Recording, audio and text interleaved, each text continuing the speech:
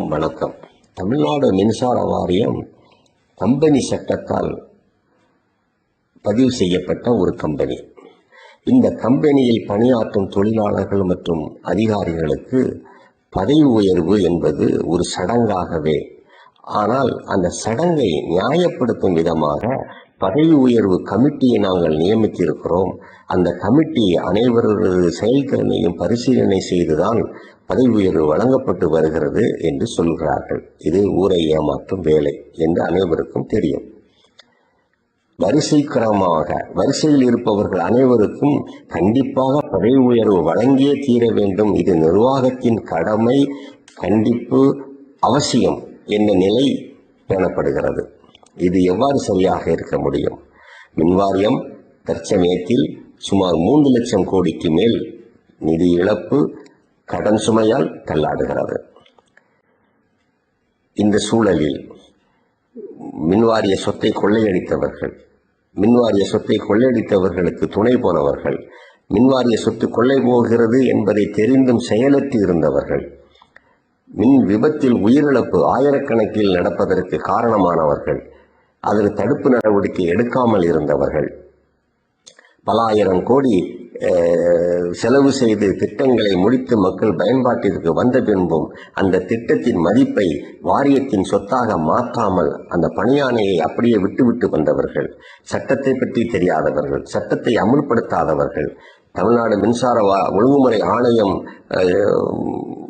வகுத்திருக்கும் விதிகளை தெரிந்திருக்க வேண்டிய அவசியமில்லை என்று இருப்பவர்கள், நுகர்வோருக்கு எதிராக செயல்படுபவர்கள், இப்படி அனைத்து முறைகேடுகளையும் கொண்டவர்களுக்கும் எப்படி கோவிலில் வரிசையில் காத்திருக்கும் பக்தர்களுக்கு சுண்டல் நிச்சயம் என்ற அடிப்படையில் பதவி உயர்வு வழங்கப்படுகிறது.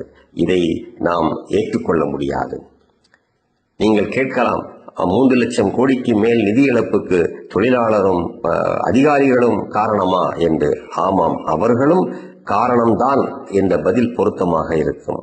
எனவே இப்படிப்பட்ட பதவி உயர்வு வழங்குவது ஏற்புடையதில்லை.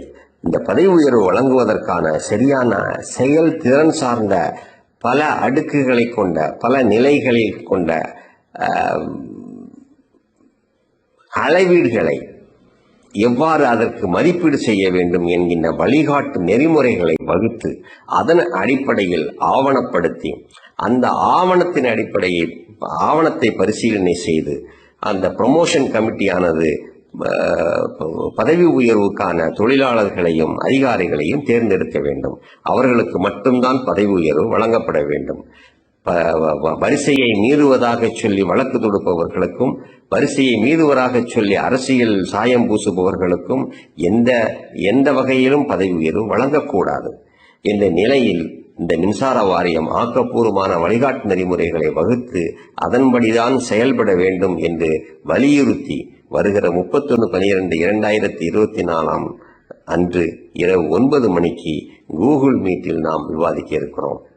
இந்த பிரச்சனை தமிழ்நாடு மின்சார வாரியம் மற்றும் மின்சார வாரிய தொழிலாளர் அதிகாரிகளையும் சார்ந்தது. நமக்கென்ன வந்தது என்று யாரும் உதாசீனப்படுத்தாமல், ஏனென்றால் இந்த 3 லட்சம் கோடிக்கும் தலையை சுமக்கப் போவது பொதுமக்களும் நுகர்வோரும் தான். எந்த தொழிலாளியும் எந்த அதிகாரியும் அல்ல. அவர்களுக்கு மாதந்தோறும் சம்பளம் தவறாமல் வழங்கப்பட்டு வருகிறது. எனவே இந்த இழப்பீடுகளுக்கும் முறைகேடுகளுக்கும் சுமை சுமக்கப் போகிறவர்கள் நாம் தான். அந்த வகையில் தயவு செய்து வருகிற கூகுள் மீட்டில் நீங்கள் கலந்து கொண்டு உங்களது கருத்துக்களை, ஆக்கப்பூர்வமான கருத்துக்களை பதிவு செய்ய உங்களை வேண்டி கேட்டுக்கொள்கிறேன். நன்றி.